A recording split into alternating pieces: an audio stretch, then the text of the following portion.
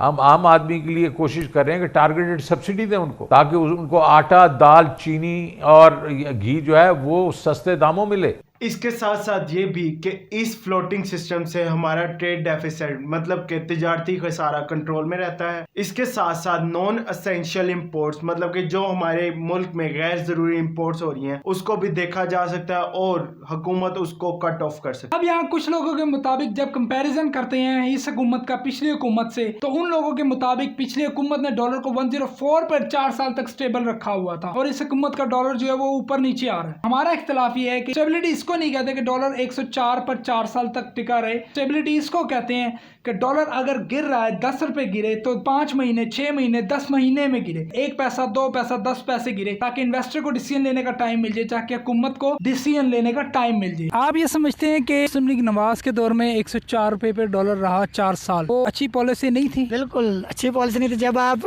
हर वक्त के साथ गुजरते हुए आप देखें इंटरनेशनल मार्केट में हर चीज में इजाफा होता है और उसमें कमी भी होती है। अगर आप ऑयल प्राइसेस को ले रहे तो $43 पर बैरल होती है, कभी इस वक्त वो मैं से 83 पे पहुंची हुई है, तो वो ऊपर नीचे होती है। जब वो इंटरनेशनल मार्केट में हर चीज कमोडिटीज भी, आपकी जो करेंसी एक्सचेंज है वो भी ऊपर नीचे होगी, तो आप अपने मुल्क में डॉलर को क्यों फिक्स रख रहे हैं? उसका अल्टीमेट नुकसान है आपको। अगर आप वापस फिक्स सिस्टम की तरफ जाएंगे तो हमें डॉलर के रेट को स्टेबल रखने के लिए दोबारा फॉरेन रिजर्व से पैसा इंजेक्ट करना पड़ेगा स्टेट बैंक को, जो कि फॉरेन रिजर्व पे बोझ बनेगा। और अगर हमारी कंडीशन फॉरेन रिजर्व की इतनी अच्छी नहीं है तो हम लोन पर चल रहे होते हैं, कर्जे बढ़ते चले जाते हैं उसकी वजह से, क्योंकि बर्डन जो है वो हमारे फॉरेन रिजर्व्स पर पड़ रहा होता है, हमें लोन लेना पड़ता है फॉरेन रिजर्व्स को मेंटेन करने के लिए। लेकिन सवाल यहाँ पर यह है कि 15 सितंबर 2021 को स्टेट बैंक ने $1.2 बिलियन भी तो इंजेक्ट किए हैं। ये ठीक कह रहे हैं नोमान यहाँ पर कि 16 सितंबर 2021 को हुकूमत पाकिस्तान ने $1.2 बिलियन जो है वो इंजेक्ट किया है डॉलर का रेट कंट्रोल करने के लिए, जिसके नतीजे में 15 सितंबर 2021 को डॉलर का रेट 169.1 से गिरकर 167 पॉइंट समथिंग पर आया 17 सितंबर को। लेकिन यहाँ पर बात इंपॉर्टेंट ये है कि इस हुकूमत ने जो डॉलर का रेट कंट्रोल करने के लिए जो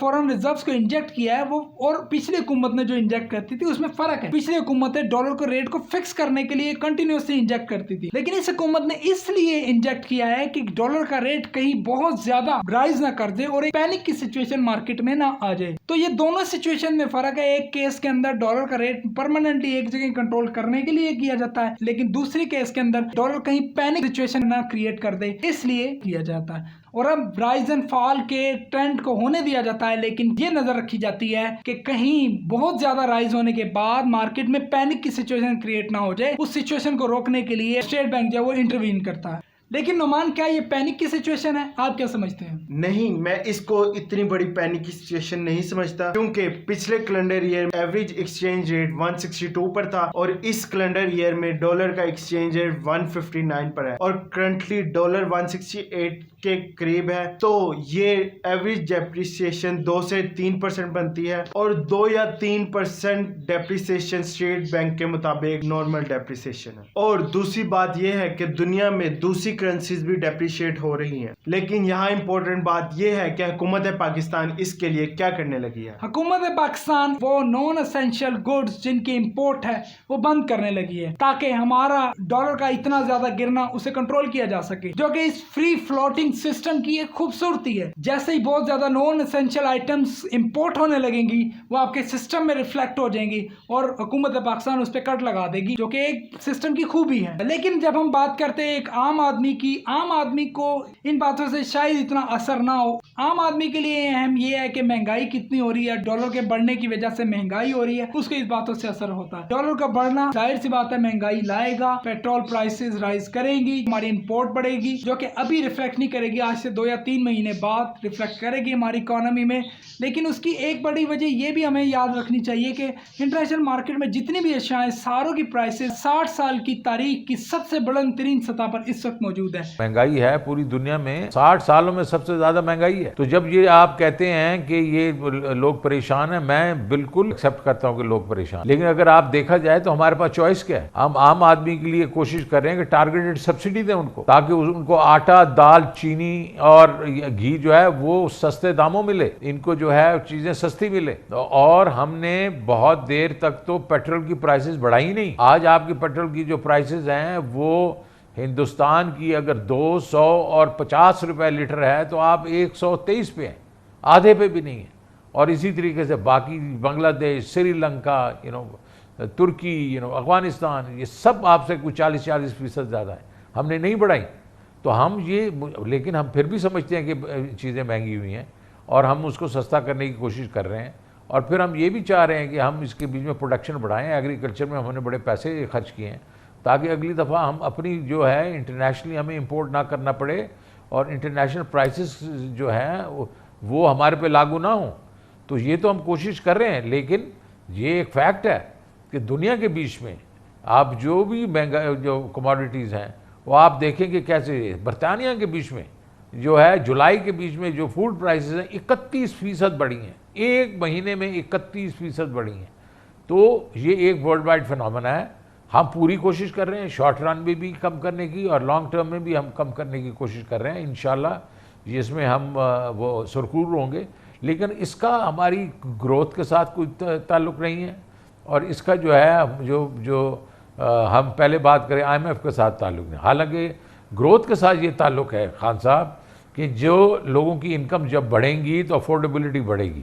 तो ग्रोथ हमने दिखानी है ताकि इनकी इनकम लेवल बढ़े। फिर हम बॉटम अप भी कर रहे हैं। बॉटम अप कर क्या रहे हैं, ग्रोथ उसके बीच में हम ये जो लोन्स दे रहे हैं सस्ते। जैसा कि हमने पहले बताया कि महंगाई होने की बड़ी वजह यह है कि आलमी मार्केट में अशिया खुर्दनोश की कीमतें 60 साल की बुलंद तरीन सतह पर हैं। तो इसमें हुकूमत ये तो नहीं कर सकती कि जबरदस्ती कहीं से कम कीमतों में अशिया ले ले, लेकिन हुकूमत पाकिस्तान इसमें आम आदमी को सब्सिडी देगी, जो कि प्रोग्राम पहले शुरू हो जाना था, लेकिन IMF की कुछ शर्तों के मुताबिक वो हम शुरू नहीं कर सके। ये प्रोग्राम इस वक्त 2 माह ताखीर का शिकार है। महंगाई जो गरीब आदमी को करती है उसकी बड़ी वजह यह है कि हमारी इंपोर्ट बिल्स बड़े हो रहे हैं। लेकिन यहाँ वही इंपॉर्टेंट बात है जो हम बार बार ये बात कहते हैं कि हमें ये चीजें एग्रीकल्चर कंट्री होने के बावजूद इंपोर्ट करने की जरूरत ही क्यों पड़ती है। अगर हमने पिछले 40 साल 30 साल 50 साल में कुछ ना कुछ एग्रीकल्चर को स्ट्रॉन्ग करने के लिए किया होता, जैसे हमारी आबादी बढ़ी है, तो शायद हमें आज इतनी बड़ी फूड आइटम्स की कम से कम जिसमें